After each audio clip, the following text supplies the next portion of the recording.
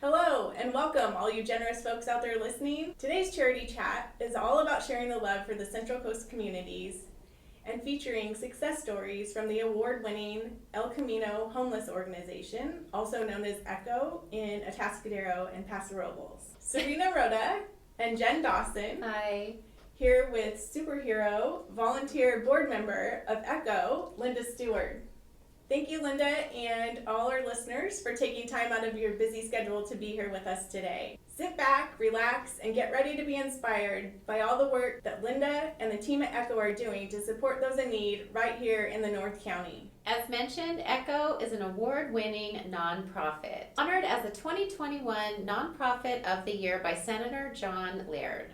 ECHO's heartwarming mission is to empower people in SLO County to make positive change by providing food, shelter, and supportive services, ultimately helping community members find permanent and sustainable housing. Linda, we understand that you are currently serving as a community advocate for ECHO. Can you tell us about your experience serving as a volunteer and now on the board? Yeah, thanks for having me, Jen and Serena. I started volunteering in 2016.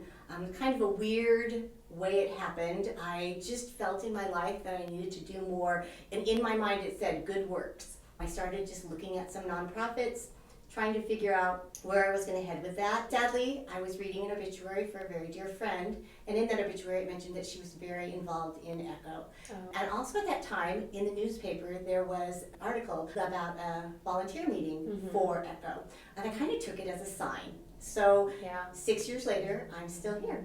I love that. As a board member, Wendy invited me about a year ago, our CEO invited me about a year ago to join the board and doing more of what I've always loved to do, reaching out to the community, talking to people like this about what the shelter does. I recently had an opportunity to talk to some students at Cal Poly, giving them some opportunities to volunteer at the shelter, and that was very enjoyable. I also like to share the statistic that 12% of Cal Poly students experience homelessness at some time during their college stay. It's interesting to see the reaction from the Cal Poly students. Linda, what do you see as the biggest challenges that are facing ECHO, and how do you see the board being able to address these challenges? Well, a couple of really big challenges that we face are community perception. There are a lot of stereotypes with homelessness, and through community education, interviews like this, go to chamber mixers, open houses, things like that, we hope to educate the community a little bit more on what it is the shelter actually does. And the second biggest challenge is affordable housing, low-income housing in San Luis Obispo County. It really is hard to find, and as far as what we can do, what you can do, advocate for more low-income housing and really discourage the not in my backyard attitude. Yeah, I agree. Yeah. How does ECHO measure its impact? What metrics does it use to demonstrate success serving the homeless population in Paso Robles and Atascadero? Sure. I think our biggest measure of success is that we've already found 60 individuals sustainable permanent housing this year. That's So amazing. that's more than, just this year. More than, it's amazing. It's huge. That's what our Great. success looks like. Can you share 2 or 3 success stories that you can think of since you've started volunteering and now being a board member there? As far as success stories, I remember once early on in my volunteering, there was a single mom who had just a toddler, and it was right before Christmas, and she had found housing, and she was so excited to be able to have her own Christmas tree that year. Another big success story is Matt. He came to the shelter. He just had some real instability in his housing, and he found that being at the shelter allowed him to keep his family together, helped him find employment, and helped him move into permanent housing. After a while, he settled in, and he realized that he really, really wanted to give back to the community, and he's now the Paso Robles shelter manager for ECHO in North County. There is a YouTube video on the ECHO YouTube page with Matt sharing his story. Oh, I love that. A lot of those, they just come and they have nothing, and a number of reasons.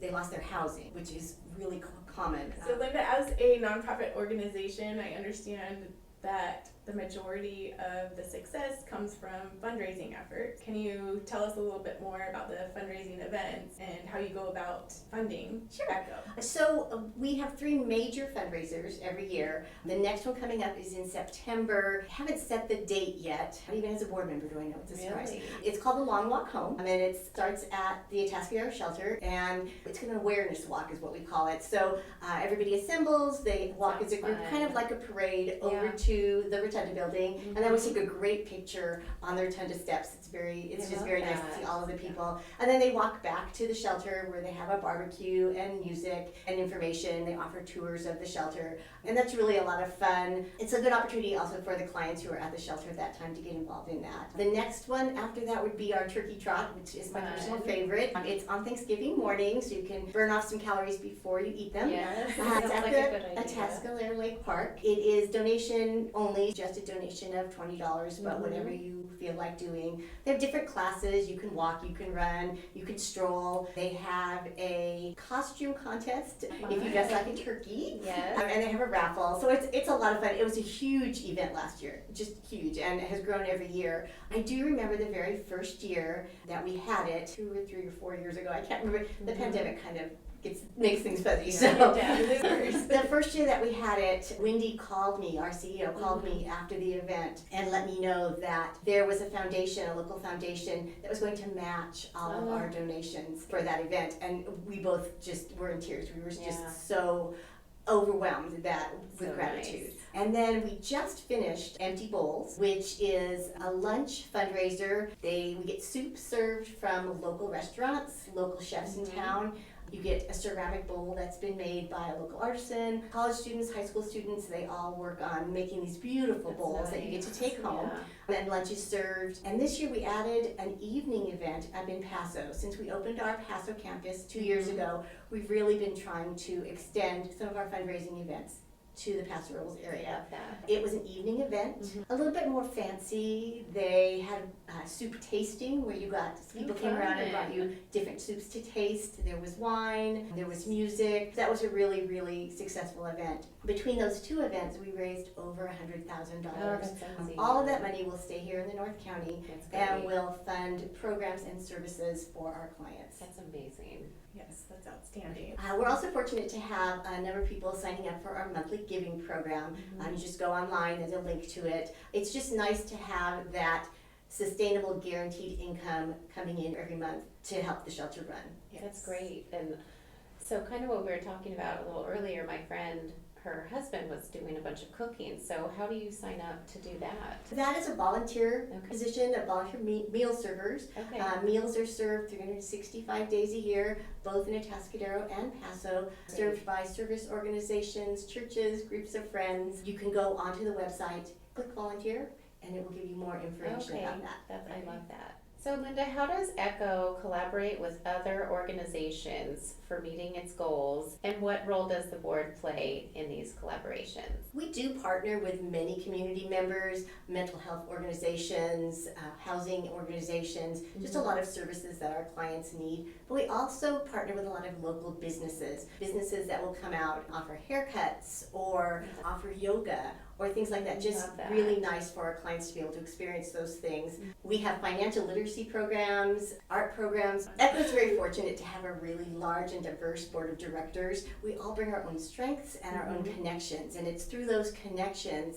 that we're able to bring in these different programs to the shelter and for our clients. That's amazing. Great. Thank you. How does the board evaluate the performance and then determine the needs that will best serve the shelter? We had a great one-day workshop last year that we really discussed our goals for the coming year. Part of our homework prior to that was to interview 3 different people about what they saw as successes, strengths, and weaknesses for ECHO Shelter. And we were supposed to reach out to people who were not necessarily involved with the shelter to really get a good opinion. So that really helped us when we came back to see what the community's perception of what the shelter does and how successful we were being. And it did help us set some goals for the coming year. Great, that's a great way to do it. Linda, finally, what do you believe are the qualities that make for an effective and successful volunteer and eventually a board member at ECHO? I think kindness, compassion, and hope I think those are the 3 qualities that would make you a wonderful volunteer and eventually a board member. We just really try to have that compassion for everyone who comes to the shelter, whether it's for the meal program, for one of our outreach programs, or for our 90-day program. You just have to hope and believe that you can make a difference for them. I love that. And so that leads to my next question. What is the easiest way for someone to get involved as a volunteer? So our website's probably going to be the easiest, echoshelter.org. Okay. There are places to click for volunteers. There are places to click for donating. We have a wish list. Different things depending on what season it is. We might really need jackets in the winter or summer clothes during the summertime.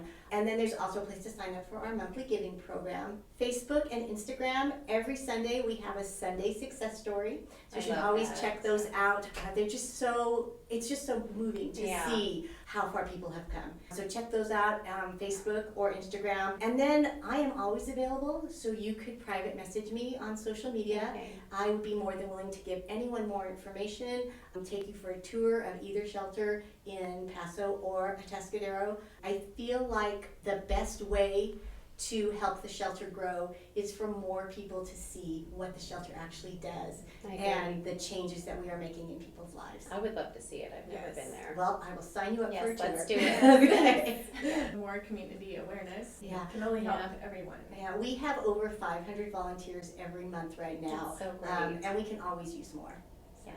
The more the merrier. Yes. Yeah. Love that. I have to have Linda tell a story about her birthday and her So, birthday theme. so my 60th birthday, we were serving dinner at Echo that night, and it was all about sprinkling kindness. And we made blessing bags to hand out. We had big signs that said "Sprinkle kindness everywhere," and it's just, I think, a good way to live. Sprinkling kindness. That's so nice.